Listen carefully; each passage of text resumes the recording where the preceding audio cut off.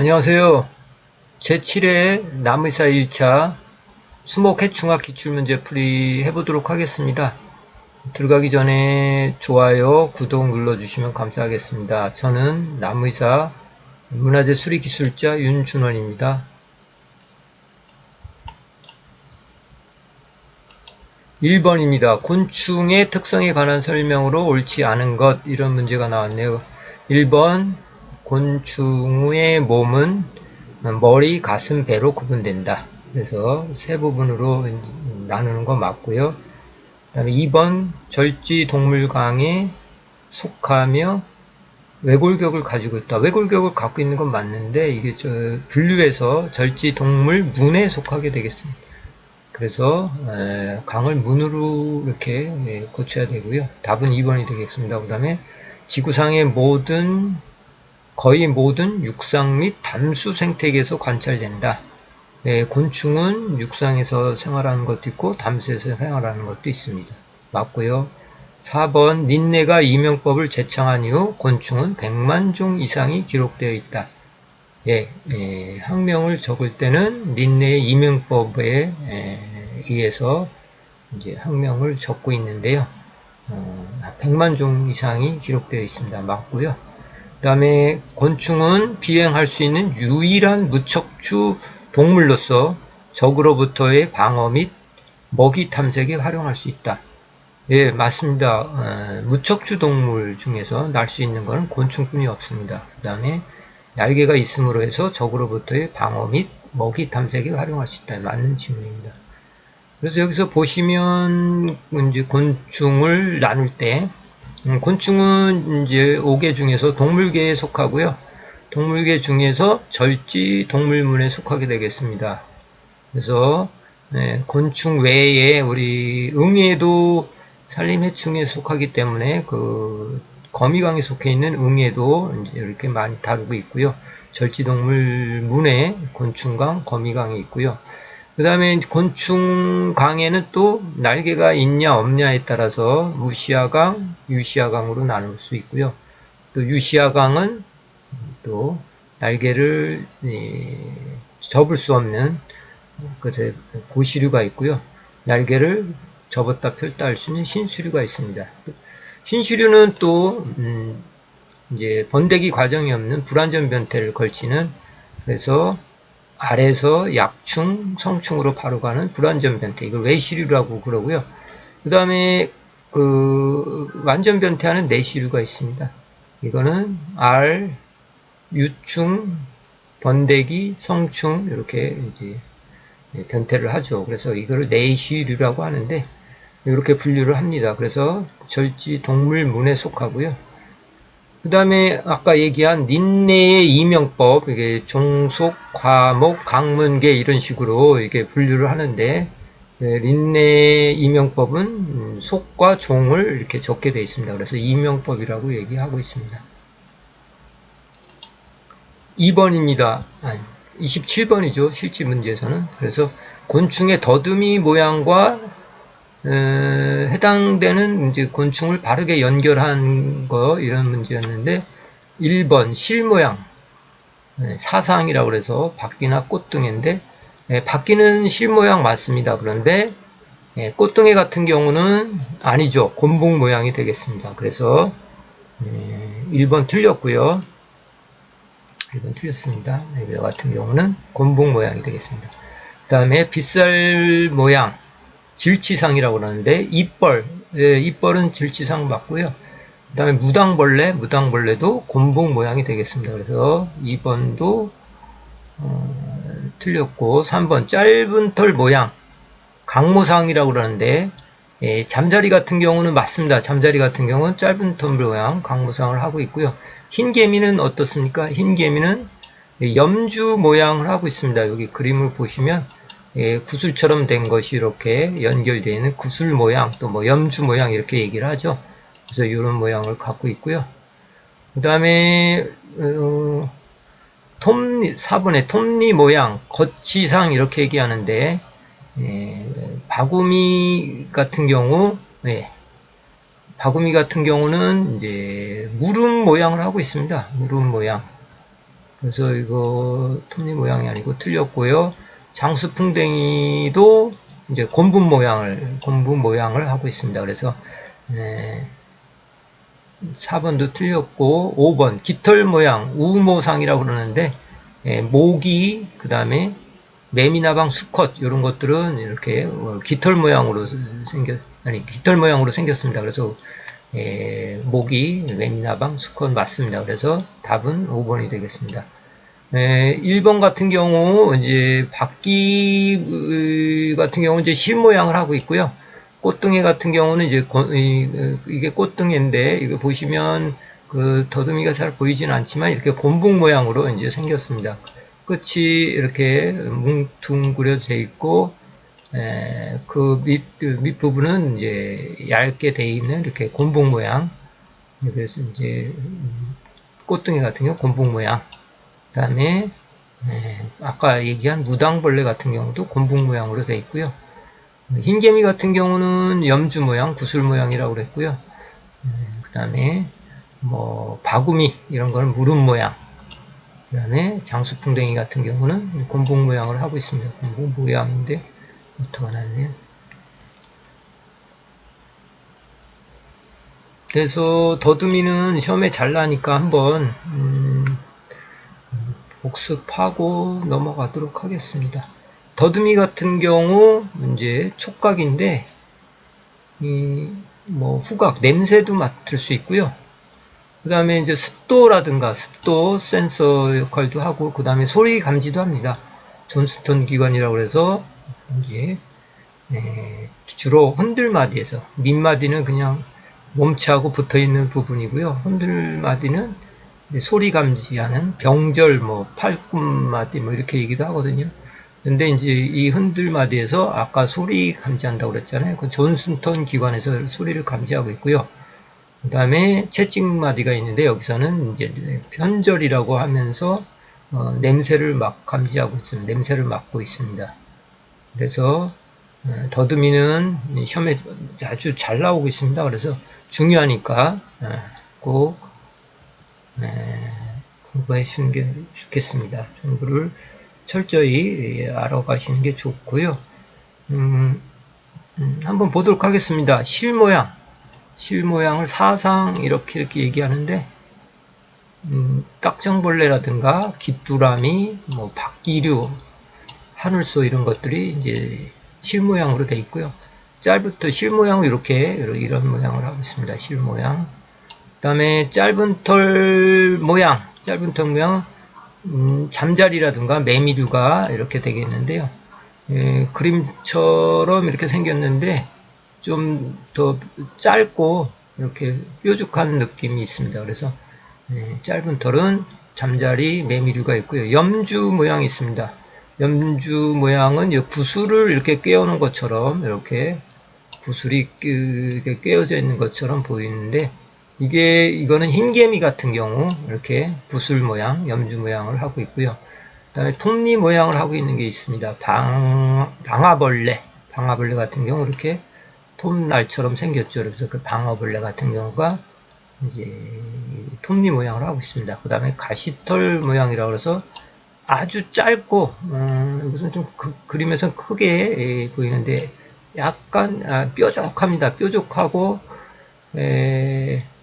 그 밑에 이제 요게 이제 채찍마디죠. 이게 이제 하고 그다음에 흔들마디, 그 밑마디가 있는데 요게 뾰족해서 가시털 모양, 자모상 이렇게 하고 있습니다. 집에 있는 그 파리들이 그런 모양을 하고 있고요. 곤붕 모양은 이제 송장벌레, 무당벌레 이런 것들이 이게 곤붕 모양을 하고 있습니다. 그래서 여기 앞에 이렇게 볼록 나와 있고요. 그 밑에는 이제 이렇게 가늘게 돼 있는 곤봉 있죠. 곤봉 옛날에 뭐 체육 시간에 했던 이런 곤봉 모양 타원형으로 된 이런 것이 앞에 붙어 있는 그거를 곤봉 모양이라고 하는데 송장벌레나 무당벌레 같은 것이 이렇게 속하게 되겠습니다. 그러니까 빗살 모양이 있습니다. 이걸 질치상이라고 하는데 질치상은 이런 모양입니다. 그러니까 빗살 모양 요런 모양. 그러니까 빛 있죠. 머리 빗는 빛 그 모양처럼 생겼다고 그러는데, 이제 홍날개라든가 잎벌, 그다음에 뱀 잠자리 이런 것들이 이렇게 빗살 모양을 하고 있습니다. 그다음에 깃털 모양이 있습니다. 우모상 이러는데, 여기 이제 수컷의 나방이라든지 모기의 수컷 이런 것이 깃털 모양으로 되어 있습니다. 그 다음에 무릎 모양이 있습니다. 뭐 슬상, 팔굽마디 뭐 이런 식으로 표현하는데 이렇게 꺾여 있죠. 무릎처럼 이렇게 개미하고 다구미 같은 것이 여기에 속하게 되어 있습니다. 개미, 다구미. 그 다음에 입 모양으로 되어 있는 거 있습니다. 입 모양으로 되어 있는 게 이제 이렇게, 이건 풍뎅이 같은 것이 여기에 속하게 되겠습니다. 이렇게 더듬이 꼭 알아두셔야 되고요. 그 다음에 이제 다음 문제 풀어보도록 하겠습니다. 28번입니다. 곤충 날개의 진화에 관한 설명으로 옳은 것은, 이런 문제인데요. 1번, 날개를 발달시킨 초기 곤충은 하루살이와 잠자리다. 예, 맞는 질문입니다. 초기에 고시류라고 그랬잖아요. 아까 고시류, 날개를 이제 접을 수 없는 그런 이제 곤충은 하루살이, 그 다음에 잠자리가 되겠습니다. 그래서 초기에 날개 달린 유시 중에서 고시류를 얘기하는 거고요. 예, 맞습니다. 답은 1번이고요. 2번, 곤충은 고생대에서 신생대까지 비행 가능한 유일한 동물 집단이다. 사실은 여기 이 밑에 보시면 고생대, 중생대, 뭐 신생대 있고요. 고생대 전에는 또 선캄브리아대가 있는데, 선캄브리 때는 이제 곤충이 나타나지 않았고요. 이 대본기부터 이제 사실 곤충이 이제 나타나고, 여기서 문제에서는 고생대에서 신생대까지 이제 뭐 날개 달린 거는 곤충뿐이 없다 그랬는데, 사실 중생대에 이제 곤충은 대본기서부터 해서 뭐 석탄기 때 날개 달린 게 이제 나타나기 시작했는데, 중생대 때는 아까 얘기한 척추동물 중에서 조류가 쥐라기 때 이제 나타나게 되겠습니다. 그래서 고생대부터 중생대, 신생대까지 뭐 날개 달린 거는 조류도 있고 곤충도 있으니까 유일하다고 그랬으니까 틀린 거고요. 3번, 돌좀이나 좀은 날개가 발달하지 못한 원시형지를 가진 날개가 없습니다. 날개가 발달한 게 아니고 날개가 자체가 없는 거죠. 그래서 이거를 무시류라고 합니다. 그래서 이거 틀린 거죠. 무시류라고 고쳐야 되겠고요. 4번, 날개를 접을 수 있는 신시류 곤충은 신생대부터 나타나 크게 번성하였다. 날개를 접을 수 있는 신시류 곤충은 아까 고생대 중에서 석탄기 쪽에 곤충이 나타난 거는 이제 고생대 대본기 때부터 나타나기 시작했는데, 날개가 발달한 거는 이제 석탄기부터 이제 발달하게 되겠습니다. 그래서 고생대라고 그래야 되는데 신생대라고 해서 틀렸고요. 또 5번, 10억 년 전 고생대 대본기에 묻혀 살던 곤충이 처음으로 날개를 발달시켰다. 그렇게 되는데, 이 보면은 그러니까 고생대는 한 4, 5억 년 전 이렇게 되거든요. 그래서 너무 10억 년이라고 그래서 너무 이제 오래 잡았고요. 그 다음에 고생대 대본기에 묻혀 살던 곤충이 처음 날개를 발달시켰다. 그런데 아까 석탄기 때 이제 신시류가 나타나기 시작하게 되어 있습니다. 날개를 다른 것들이. 그래서 5번도 틀리게 되겠습니다. 다시 정리를 해보면, 곤충은 이제 무척추 동물이긴 한데, 또 척추 동물에는 또 날개 달린 조류가 있습니다. 무척추 동물은 고생대, 뭐 석탄기 때 이제 나타나기 시작했고, 조류는 중생대, 쥐라기 시대 때 이제 나타나게 되겠습니다. 그 다음에 아까 날개가 발달하지 않은 것, 날개가 없는 그걸 무시류라고 그러는데, 거기는 톡톡이목, 뭐 좀부치, 납바리, 돌좀, 좀목 이런 것이 해당되겠습니다. 그 다음에 4번 같은 경우는 아까 날개를 접을 수 있는 신시류 이런 거는 고생대 석탄기 때 이제 등장하기 시작하고요. 대본기, 그러니까 고생대 중에서 대본기는 뭐 4억년에서 3억년 정도 요때 이제 최초로 이제 고시류 곤충들이 이제 이렇게 나타나게 되겠습니다.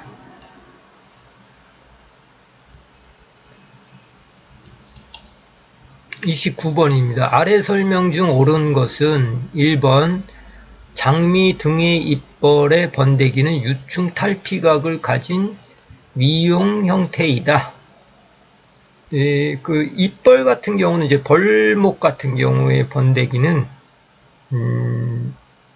이제 나용이 되겠습니다. 그런데 여기서 뭐 위용이라고 그랬으니까 위용 같은 경우는 뭐가 돼요? 파리목 같은 것들이 위용이 되겠습니다. 그래서 위용이라고 해서 틀렸고요. 이제 파리목을 얘기할 때는 위용이라고 그러는데 주로 등의 잎벌 같은 경우는 이제 나용을 가진 번데기가 되겠습니다. 그래서 틀렸고요. 2번 개미 귀신은 뱀잠자리의 유충으로 난 모양의 큰 턱을 이용하여 사냥한다.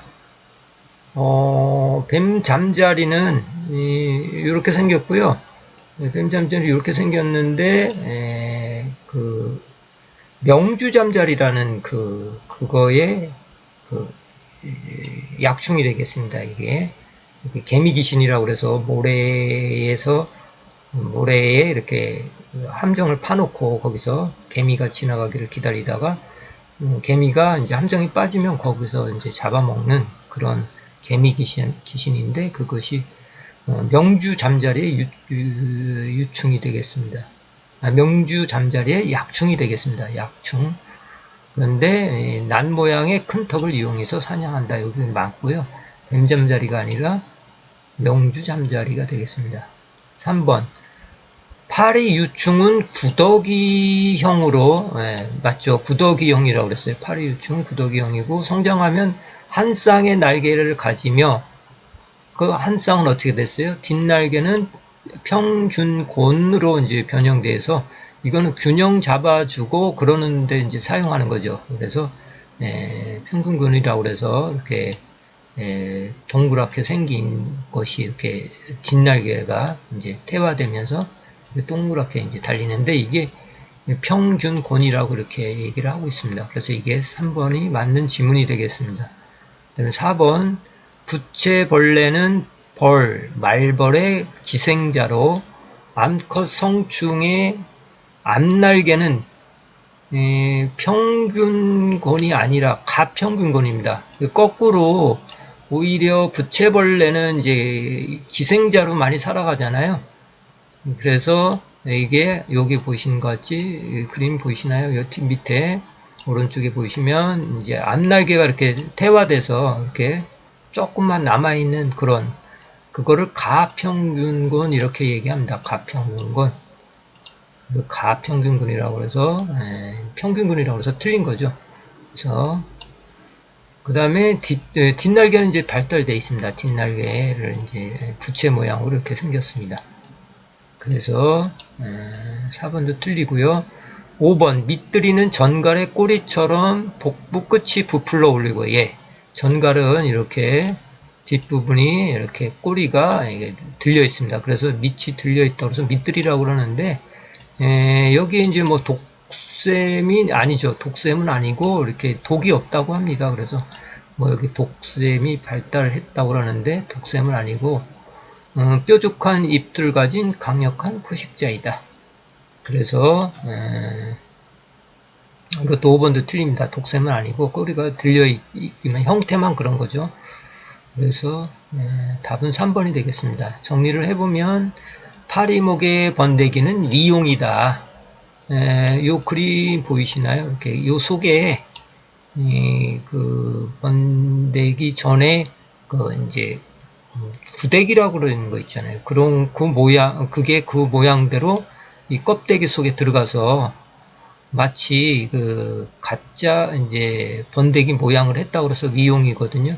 이 속에 이제 이렇게 껍질 속에는 이제 구데기 모양으로 한 이제 이런 형태를 띠고 있습니다. 그래서 가짜 이제 번데기다 이래서 위용이라고 얘기하고 있고요.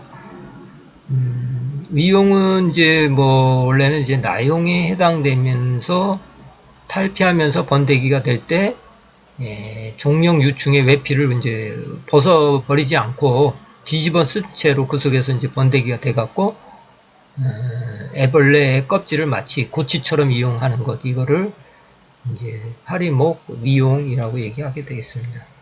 그 다음에 명주 잠자리의 애벌레가 개미 귀신이다. 그래서 일정한 크기의 모래를 골라서 깔때기 모양의 함정을 파놓고, 개미 지옥이라고 그러죠. 거기를 파놓고 개미들이 이제 거기에 빠지면 큰 턱과 작은 턱을 이제 찌르고 이제 빨아먹는 입틀을 이제 갖고 있습니다. 그래서 명주 잠자리 애벌레 개미 귀신은 찌르고 빨아먹는 입틀, 아까 이렇게 뾰족한 요 그림 보이시죠? 위쪽에 보시면 그런 형태를 떼어 있습니다. 그 다음에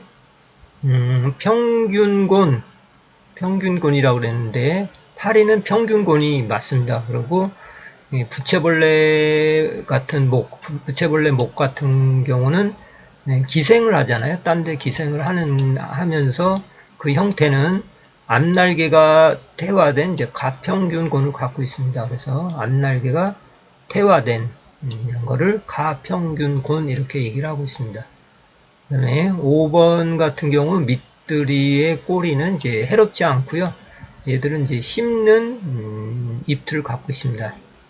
그래서 전갈같이 꼬리는 생겼지만 입틀은 씹는 입틀을 갖고 있다.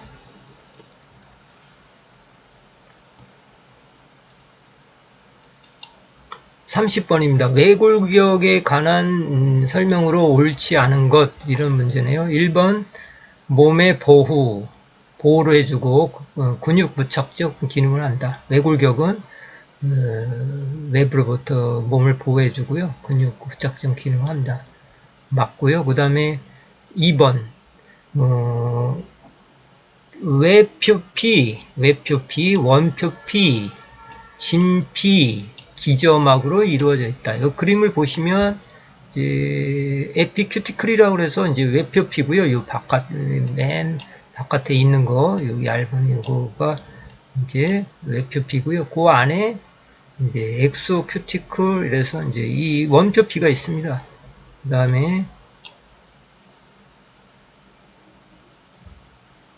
이제 외원표피죠. 이거 그 다음에 엔도큐티클이라서 내원표피. 요거 두 개를 이제 원표피라고 하는데 바깥에 있는 걸 외원표피, 이 안에 있는 건 이제 내원표피. 그런데 요거는 이제 탈피할 때 재활용하는 그런 역할을 하고 있겠습니다.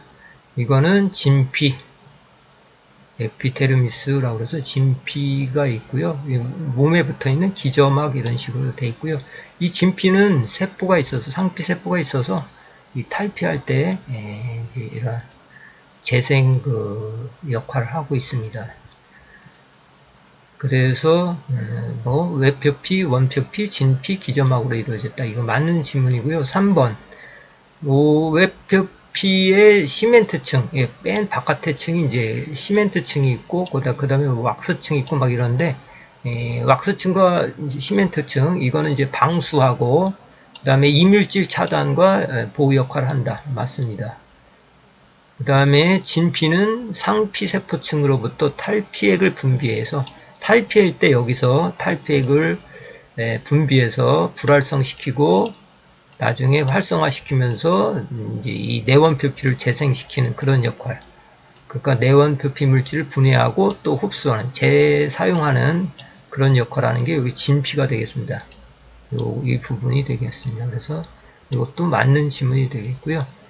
5번 원표피층은, 이 부분 원표피층은 이 키틴으로 되어 있잖아요. 그런데 이 단당류하고 단백질이 이제 엮여져 있는, 그래서 이제 그 단당류는 N아세틸 이제 글루코사민, 그래서 이게 이렇게 돼 있는데 이게 단당류입니다, 사실은. 그래서 이 단당류가 이제 포도당의 이제 아미드 유도체인데 그런 형태로 베타 일사결합으로 이루어졌는데, 이것이 모여서 이제 다당류처럼 형성되어 있는데, 이 지문에서 단당류라고 그렇게 해야 될 것 같습니다. 그래서 답이 5번으로 되어 있는데 약간 애매하긴 합니다. 그래서 이게 이제 N아세틸 글루코사민이 이제 모여서 다당류 형태의 이제 키틴을 이제 구성하고 있다, 이렇게 표현해야 되는데 이게 단당류로 이제 고쳐야 될 것 같습니다. 그래서 답은 5번이 되겠습니다. 그래서 N아세틸 글루코사민이라는 거는 이제 단당류의 이제 인데 포도당의 아미드 유도체입니다. 그래서 베타 일사결합으로 이제 구조를 이루고 있고, 곤충의 외골격, 균류의 세포벽도 우리 곰팡이 할 때 세포벽이 뭐로 되어 있다고요? 키틴으로 되어 있다고 이렇게 얘기를 했습니다. 그 답은 5번이 되겠습니다. 31번입니다. 곤충의 성충 잎틀 구기에 관한 설명으로 옳지 않은 것. 그래서 1번 나비 잎틀은 긴관으로 된 빨대 주둥이를 형성하고 있다. 맞죠? 빨대 주둥이 맞고요. 2번 노린재 잎틀은 전체적으로 굳힘, 그 굳힘으로 돼 있다. 빨대로 이렇게 쭉 이렇게 뾰족하게 돼 있는 구충 구조가 있다. 이것도 맞고요. 그래서 찔러 빠는 잎틀이라고 그러잖아요, 노린재. 그래서 맞고요. 3번 총체벌레 잎틀은 큰 턱과 작은 턱이 좌우 비대칭이다.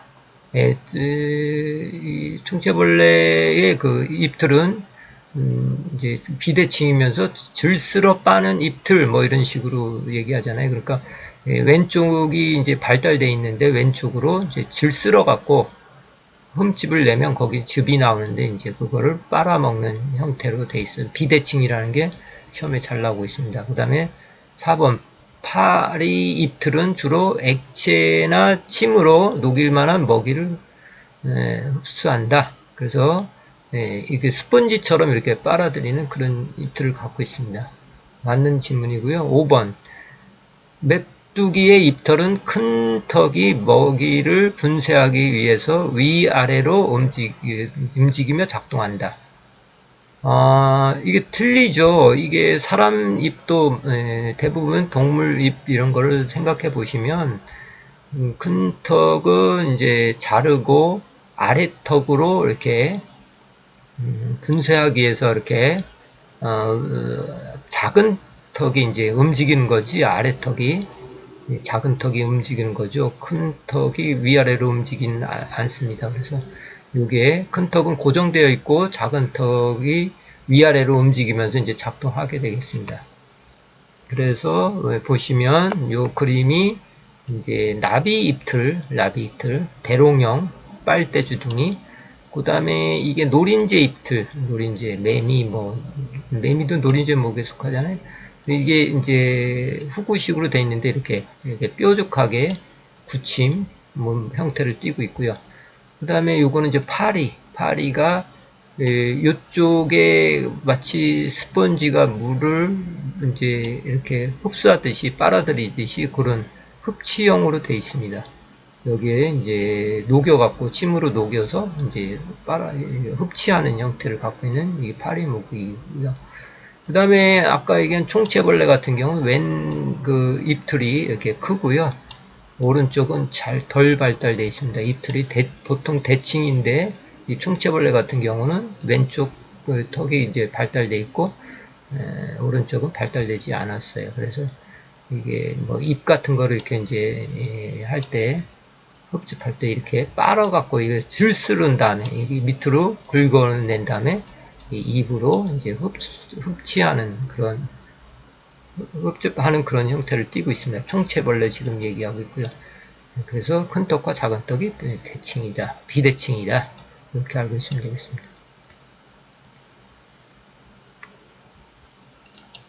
32번입니다. 곤충의 알과 배자 발생에 관한 설명으로 옳은 것은, 이 배자 발생은 시험에 잘 나오더라고요. 배자 발생이라는 거는 알이 이제 분화를 해서 각각 그 조직을 만들어내잖아요. 그거를 이제 알이 이제 유충이나 약충으로 이제 알에서 깨어 나올 때까지 이제 이게 세포 분열이 되면서 각 기관을 만들어내는 걸 배자 발생이라고 하는데, 1번 배자 발생은 난황 물질이 모두 소비되면 끝나고 알 발육이 시작된다. 아니죠. 배자 발생은 이 난황 물질을 이용해 갖고 이제 배자 발생이 시작하기 때문에 이거 틀린 거죠. 이제 시작되면서 조금씩 소비하면서 이제 그렇게 되는 거죠. 그래서 난황 물질 다 소비하는 게 아니고 처음서부터 사용해서 그러면서 이제 배자 발생이 시작되는 겁니다. 1번 틀리고요. 2번 순환계, 내분비계, 근육, 지방태, 난소와 정소, 생식기 등은 중배엽성 조직이다. 이렇게 이제 알이 있으면, 알이 이렇게 동그랗다고 치면은 이제 중배엽 같은 경우는 이제 바깥에 외배엽 부분이 있고요. 그 다음에 이제 그 안에 이제 중배엽이 있고요. 그 다음에 내배엽이 이렇게 형성되겠습니다. 세 배엽이 있는데, 여기서 중배엽에서 형성되는 걸 이렇게 보면은, 지금 중배엽에서는 주로 뭐 순환계는 맞습니다. 순환계, 내분비샘 맞고요. 그다음에 근육, 뭐 지방체, 지방체도 맞고요. 난수와 정소 맞고, 그 다음에 이제 생식기 같은 경우는 주로 이게 어디서요?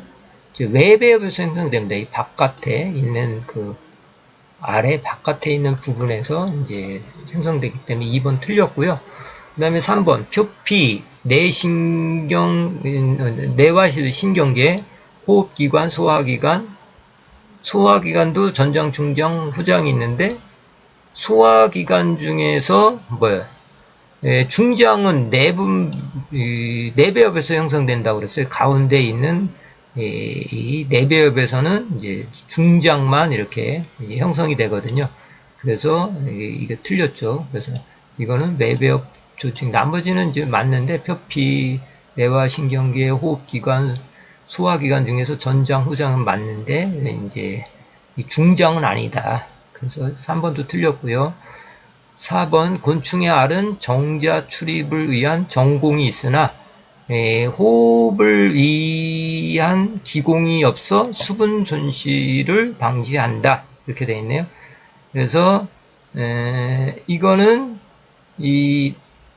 그 난각에 구멍이 뚫려 있습니다. 기공이 뚫려 있어요. 그래서 호흡을 위한 기공이 있다고 그래야 되는데 이제 없다고 그래서 틀린 거죠.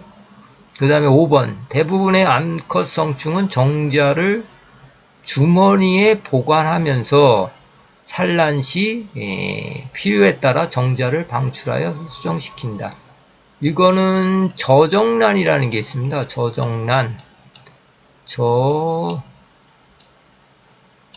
정란 이런 게 있는데, 요거는 한번 교미를 하면 암컷은 그걸 보관하는 난이 저정란이 있어갖고 그다 보관해서 다음에는 이제 교미를 안 해도 이렇게 이제 알을 수정시켜서 방출할 수 있습니다. 그래서 답은 5번이 되겠고요.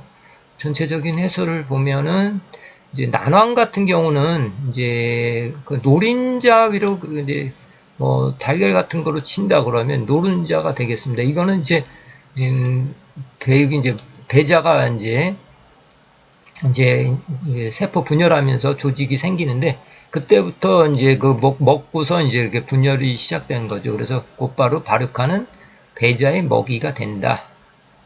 그 다음에 아까 얘기한 외배엽에서 형성되는 거는 표피라든가 뭐 외분비샘, 뇌하고 신경계, 그 다음 감각기관하고 소화기관 중에서 전장하고 후장만 그 외배엽에서 형성되는 게 맞습니다. 그 다음에 나머지 내배엽은 어떻게 중장은 중장을 만들어낸 거죠. 중장에서. 그 다음에 뭐 외배엽, 호흡계, 외복생식계 같은 게 외배엽에서 형성되고요. 중배엽에서 형성되는 거는 심장이다든가 혈압, 뭐 순환계, 근육, 내분비샘, 지방체, 뭐 생식선 이런 것들이 이렇게 중배엽, 그러니까 바깥에 있는 걸 외배엽이라고 그러고 그 밑에 있는 거를 중배엽이라고 그러는데 거기서 형성이 되고, 그 다음에 맨 가운데 있는 여기에서 형성되는 거는 이제 중장이 되겠습니다. 소화기관 중에서 중장은 유일하게 내배엽에서 형성됩니다.